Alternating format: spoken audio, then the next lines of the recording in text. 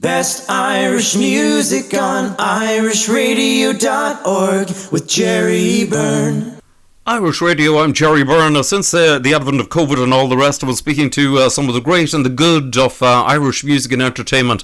My next guest is a gentleman who's been around for a long, long time. He has performed in hundreds, thousands in fact, of venues. A gentleman with an incredible country voice. Speaking from his home in Dungiven, I'm delighted to say hello to the one and only Joe Moore. Joe, how are you? I'm all good, Jerry. Yeah, thanks, very good. All good. That's great, Joe. Listen, you've been a long time in music, and you've travelled the miles, served the apprenticeship in style.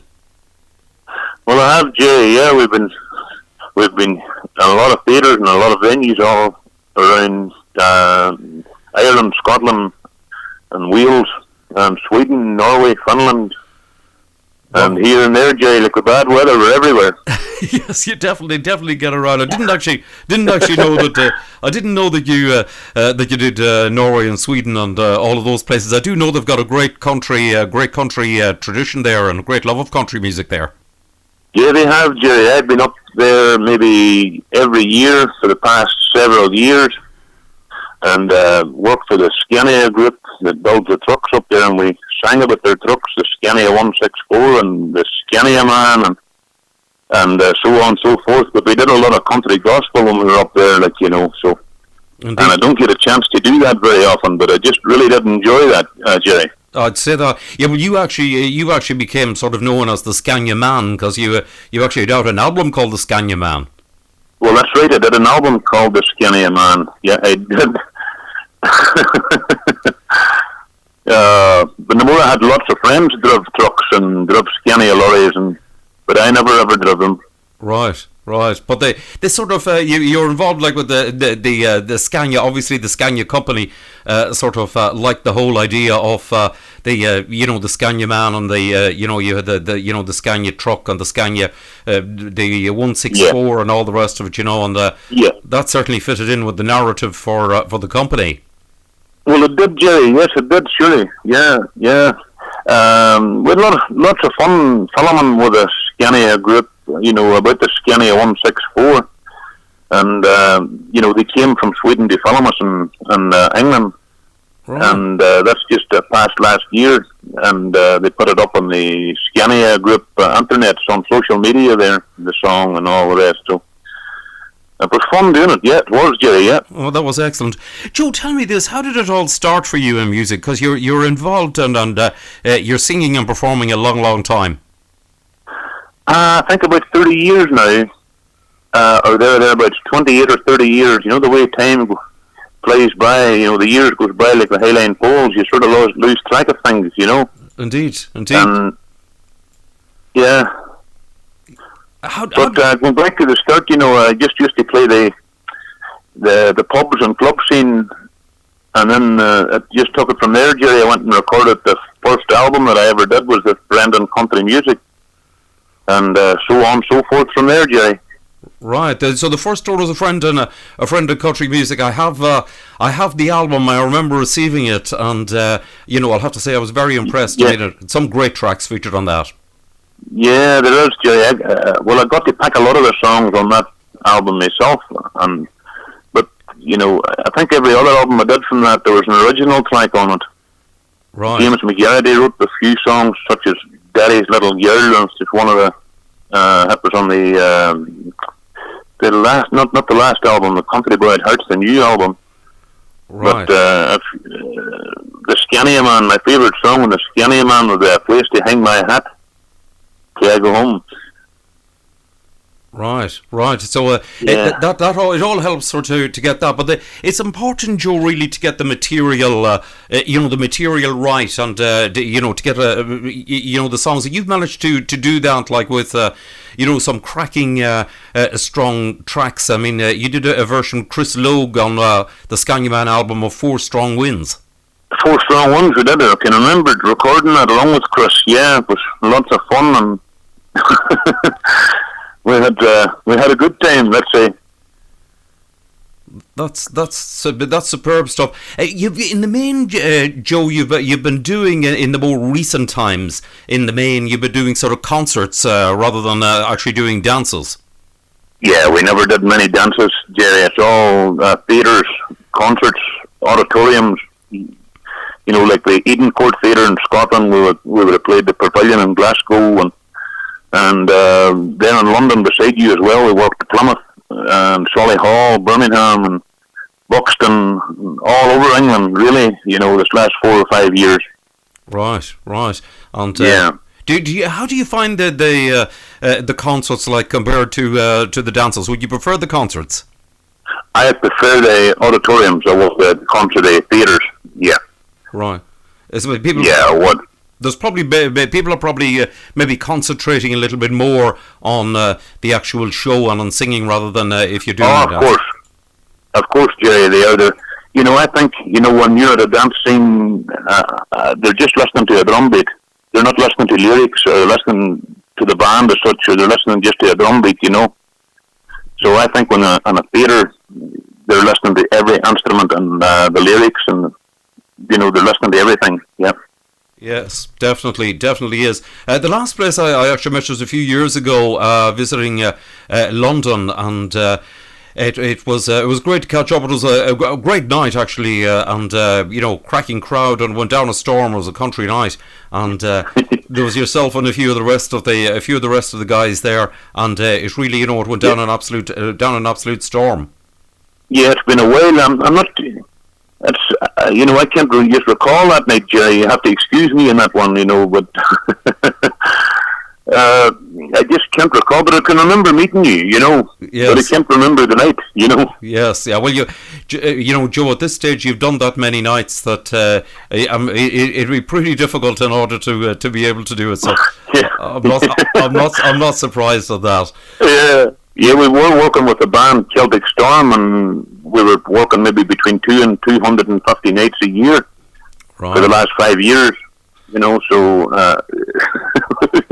we've been busy. We're really busy, but now we've got a good break there from February with this COVID-19. Indeed, you have. I mean, this is something that nobody ever could have predicted along the way. I mean, we never thought, even in January. The irony is, in January we sort of nobody seen a situation as we have now. Nobody's seen this coming. No one. No, for sure. I can remember we were on tour in January last year, and the word came out about this COVID, and we sort of laughed it off, the boys in the band, and we were, we didn't take it serious at all. But now it's definitely very, very real. Indeed so. Well, I think, Joe, the reason that none of us sort of paid attention to it, because we already had heard about, various other viruses which had came like swine flu and things like that, and things which didn't actually affect this part of Europe. And we sort of we sort of thought that this would be something that would sort of kind of peter out and would be sorted out, and it was in China, and that was as kind of as far as it would ever have gone, and exactly, yeah. And suddenly, that's weird. It is suddenly, when it came to, I think the biggest shock that I got was when I saw the terrible situation in early March in Italy. I thought, wow, this is crazy. Yeah, scary, very, very scary. Indeed so. And the thing about it is it's absolutely the irony of it is with music, it has absolutely wiped out everything. From dances to concerts to clubs and pubs and Broadway. Everything gone. Yeah, it's just like someone pulled the mat out from below you, Jerry, and that's just it's just it left everything. It just crippled the music scene, and it's just unreal. Indeed, it is. You've done a couple of drive-in shows, I believe, Joe. Yeah, we do drive-in shows in Scotland. We have done there. I think it's about a couple of months ago we did 3 drive-in shows, but it's just not the same. Like, people sitting in their cars, and you get a USB pen, and you get a license from Ofcom, and they can listen to you in their own car stereos, listen to the band, Right. That must be a sort of a very different scene to playing in a theatre. Of course, yes, a whole different scene, Jerry. Yes, not the same at all. Yeah, I believe people actually, after you finish a song, or whatever, they toot their horns and flash their lights in applause. That's exactly the applaud you get. Yeah, that's exactly the applaud, flashing of the lights and the peeping of the horns. Yeah, that's true. Yes, it's different. It's different, and it sure is. Yeah, it sure is different. Yes, it's an experience. Well, it is, Jerry, but it's not the same. Like, as playing to a live crowd. The crowd's there. You maybe have a couple of hundred people sitting around, maybe 2 or 3 of them in a car, and but you can't see them as such. You can see the vehicles, but you're not in contact with them, and it's just not the same as working in the arts theatre. Yes, I can imagine that, and it is actually that is the thing when you're looking at all these cars. You cannot see into the car because of the glint on the windscreen and all the rest. Yeah, that's it. And then it's night time when you go on, and they can see the stage with the lights and all on the stage, but it's just a different ball game completely. Indeed. Now you're also doing involved in doing some shows on the couch, which is concert on the couch. Yeah, concert on the couch. How is that working? How does that you sort of all collect and it's all streamed? Yeah, it's all streamed out live, Jerry. It is, yeah. Right, and through GMG Music Group. GMG Music Group. You can find it. You can find the link on there. I don't know much about computers or Google. I don't do the Google world too good. Right, but that's a streamed live anyway, Jerry. Yep. Right, and how is that? Well, what's the experience of that like? It's like a band set up in a big empty room, and we're all self-distanced, and you're just playing and doing a gig with no one there. It's just it's difficult as well. It's just not the same as playing to a live audience. Yes, it must be the biggest thing probably that you miss is actually any sort of vibe back, any sort of a communication with an actual crowd. You've got nobody there except the performers, and exactly, you're not getting any audience feedback whatsoever. None at all. No, none at all. Yes, it's that's different for somebody like yourself who's who's used to sort of singing in front of people, and then you're chatting with them afterwards and all of that type of thing, which leads to surely to God, you meet and greet at the end of the night. Surely we went out and meet and greet people there in the theatres around and about England, Scotland and Wales. And it's a big change now. There's no meeting and greeting. There's no one there to meet. There may be a few hundred watching you on, that is online or whatever. It's just a different. It is. It's a different. It's so different. Yeah. Yeah, different vibe and a different scene. It's kind of something along the similar lines that guys like me have been doing for many years, talking to X amount of people while you're sitting in a sort of a room on your own, a studio. Yeah, radio station would be somewhat the same, Jerry. I take it, Yes. That'd be the same thing. You maybe have a few thousand listeners, but you can see no one. That's weird. Yes, but the thing is, you got to remember that guys like me are used to this for many years. It's different when you're suddenly thrust into this world of, as a performer, and you're suddenly, sort of thrust into this world that you're just completely and totally not used to. Exactly, it's a shock to the system now. That's definitely is. It was a big change. Indeed. I bet you're the same as so many other singers and entertainers that say to me that one huge thing you miss is it's actually just meeting the people, doing concerts and then, having a meet and greet and having a chat with the people afterwards. Yeah, of course. We were after the shows, like the American Country Legend show was going really well for us. And after the show, like when the show had ended, it was a 2-hour show. And after it had ended, we would have maybe been meeting and greeting people for the next hour, after the show, So I definitely do miss that for sure, miss meeting a lot of friends, and it's just not the same. It's a different world all of a sudden. Indeed so, and that's something else that kind of, throws you off, I'm sure as well.